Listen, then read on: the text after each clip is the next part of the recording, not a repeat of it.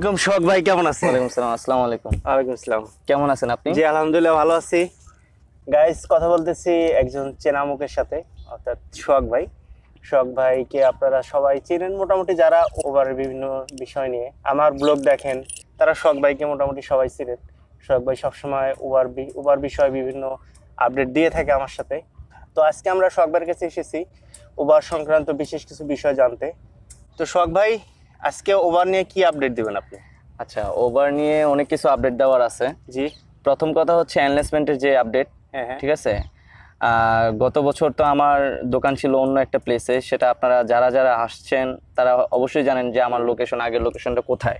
জি। এখন যারা আগের লোকেশনে এনলেসমেন্ট করছেন এবং কি সেম লোকেশনে যে আমাকে পাচ্ছেন না, আর এনলেসমেন্টের যে কাজগুলো করা হয়েছে সব কিছুই কিন্তু আমার অ্যাকাউন্টেই করা হয়েছে।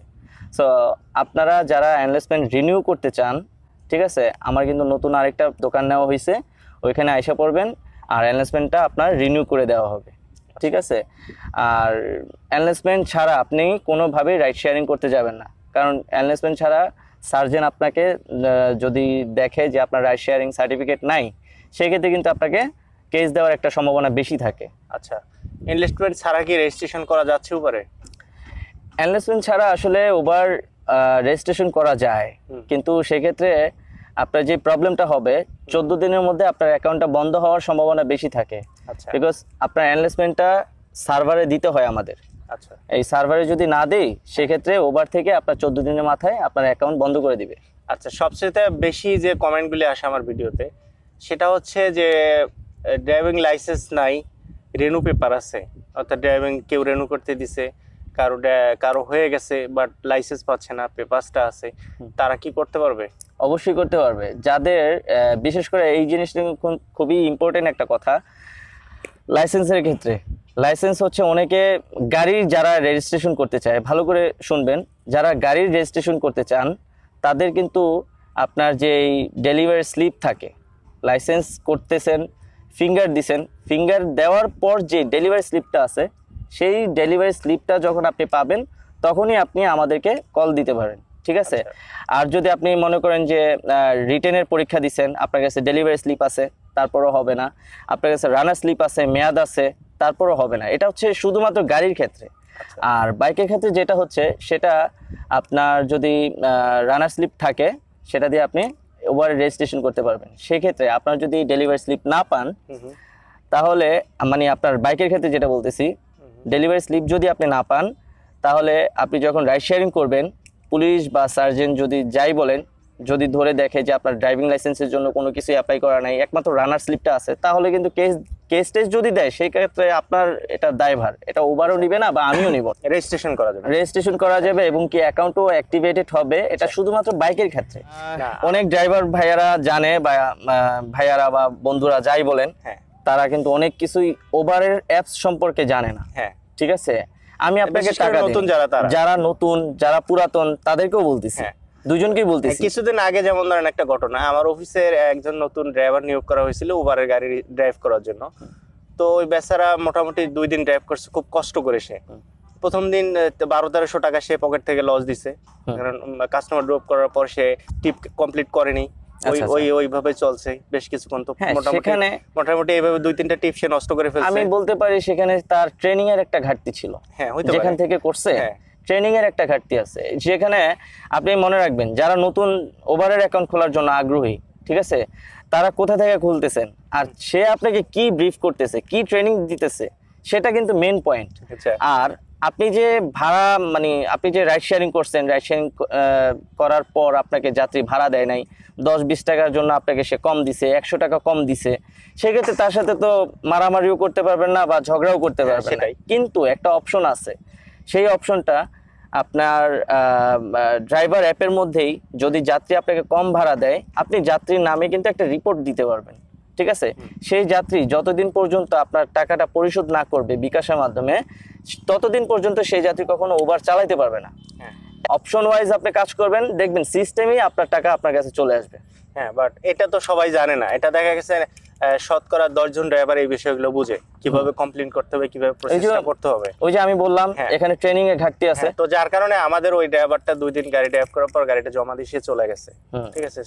আমি দুঃখিত আসলে এই বিষয়টার জন্য। আসলে তো এরকম অনেকেই ভুগতেছে এরকম আমি বলি, আপনি যেখান থেকেই করেন, আর টুকিটাকি অনেক অপশন আছে। ওভার ড্রাইভ অ্যাপ চালানোর জন্য অনেক অপশন আছে। একটা যাত্রীর বিরুদ্ধে আপনি কিভাবে এটা ফেস টু ফেস মোকাবেলা করবেন বা যেটাই বলেন, হ্যাঁ, রিপোর্ট দেওয়ার কিন্তু সিস্টেম আছে। সেই রিপোর্টের সিস্টেম অনেকে জানে না। যেখান থেকে আপনি অ্যাকাউন্ট খোলেন, হ্যাঁ, ট্রেনিং করার সময় কিন্তু ওই অপশনগুলো অনেকে জানে না। হ্যাঁ, যেটা আমি জানি। হ্যাঁ, আপনারা আসবেন, আসলে অবশ্যই আমি আপনাকে এই সিক্রেট টিপস হিসেবে আমি এগুলো দেখাই দিব। আমরা আসলে ড্রাইভারদের বিষয়ে অনেক কিছু বললাম, তো এখন আপনি একটু সহজ করে বলেন বিষয়গুলা, যেন একটা মানুষ নতুন করে জয়েন করলে কি কি করতে হবে এবং কোথায় আসবে, এবং আপনি এই কাজগুলো করতে পারবেন কিনা, নাকি সরাসরি উবার অফিসে আসবে সে? আচ্ছা, না, উবার অফিসে আসলে আপনি যেতে পারবেন, ঠিক আছে। কোন কোন সমস্যার জন্য, অ্যাকাউন্টে একদম খুব ক্রিটিক্যাল একটা প্রবলেম, অ্যাকাউন্ট ব্লক হয়ে যাওয়া, ঠিক আছে, এই ধরনের প্রবলেমের জন্য আপনি উবার অফিসে যেতে পারেন। আর যেই কথাগুলা যে নতুন অ্যাকাউন্টের ক্ষেত্রে, যারা নতুন অ্যাকাউন্ট খুলবে, তো অনেকে চেষ্টা করে যে নিজে নিজে অ্যাকাউন্টটা খুলবো আমি, হ্যাঁ, নিজে গাড়ির অ্যাকাউন্ট খুলে ফেলে, বাইকের অ্যাকাউন্ট খুলে ফেলে, শেষমেশ কিন্তু অ্যাক্টিভ হয় না, লাস্টে গিয়ে হয় না, লাস্টে আটকে যায়। সেক্ষেত্রে কিন্তু আমাকে ঠিকই ফোন দেয়, ঠিক আছে। কিন্তু এই জিনিসটা আপনি কখনোই করবেন না। আপনার গাড়িটা আগে ওভারে চলছে কিনা সেটা আগে জাস্টিফাই করে নেবেন। আপনি সেকেন্ড হ্যান্ড গাড়ি কিনতেছেন, অবশ্যই আপনি এটা জাস্টিফাই করে নেবেন যে আপনার গাড়িটা ওভারে চলছে কিনা পূর্বে। যদি চলে, ঠিক আছে, যদি চলে, পূর্বে যদি কোনো বকেয়া থাকে, সেই বকেয়ার দায়ভার হয় আপনি নিতে হবে, আর নয়তো পূর্বে যে মালিক ছিল তার নিতে হবে।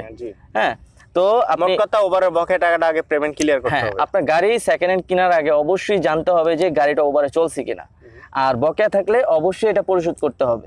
পরিশোধ করা ছাড়া আপনি ওভারে গাড়ি চালাতে পারবেন না। একা অ্যাকাউন্ট খুলে ফেলতেছেন, গাড়ি অ্যাড করে ফেলছেন, অ্যাকাউন্ট অ্যাক্টিভ হচ্ছে না। এই প্রবলেম একটার জন্যই, হয়তোবা এটা গাড়ি ওভারে চলছে, বকেয়া আছে, বকেয়া বেজে রাখছে, এই জন্য আপনি অনলাইন হতে পারতেছেন না একা।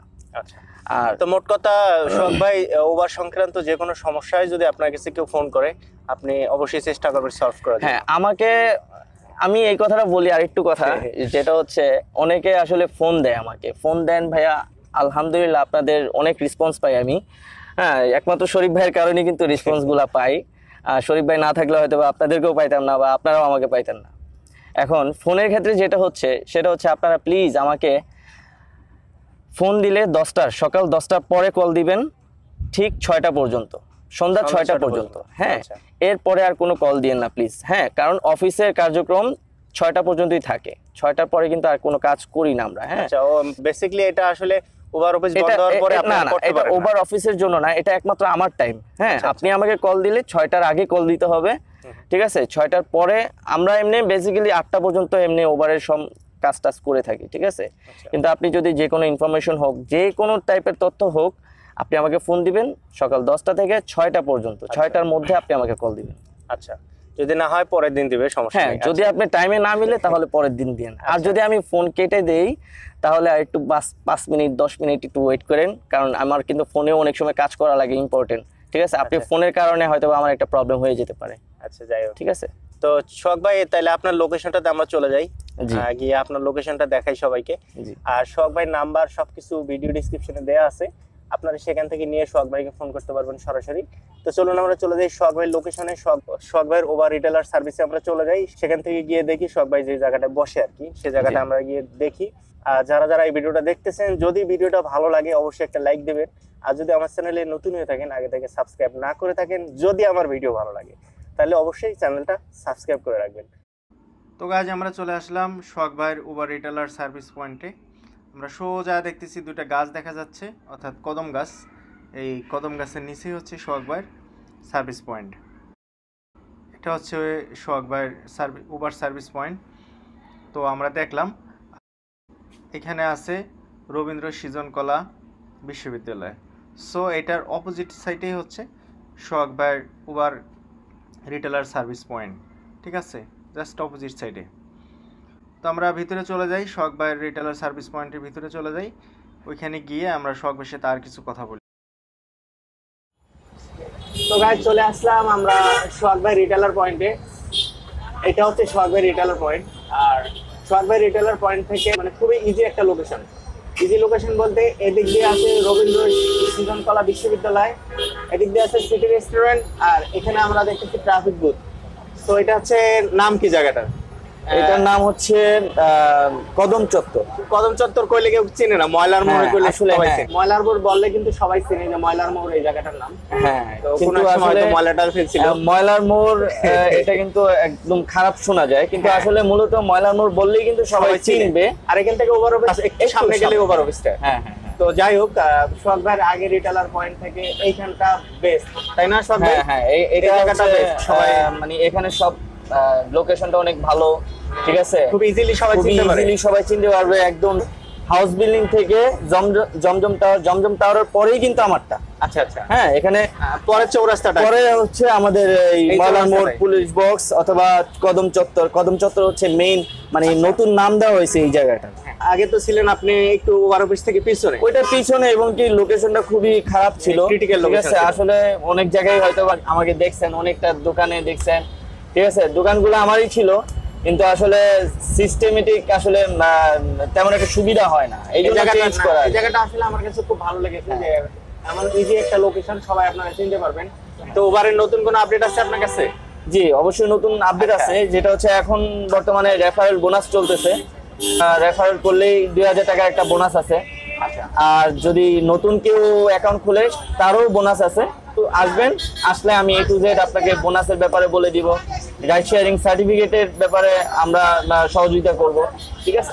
তো গাইজ আমরা সোহাগের কাছ থেকে অনেক কিছু জানলাম ওভার সম্পর্কিত। কিংবা হোয়াটসঅ্যাপে সোহাগের সাথে যোগাযোগ করতে পারেন। আর আমাদের এই ভিডিওটা সম্পর্কে কোনো মতামত থাকলে একটু কমেন্ট করে জানাবেন।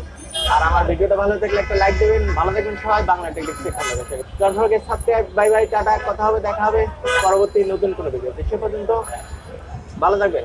আসসালামু আলাইকুম সোহাগ ভাই, ভালো থাকবেন। জি, আপনিও ভালো থাকবেন।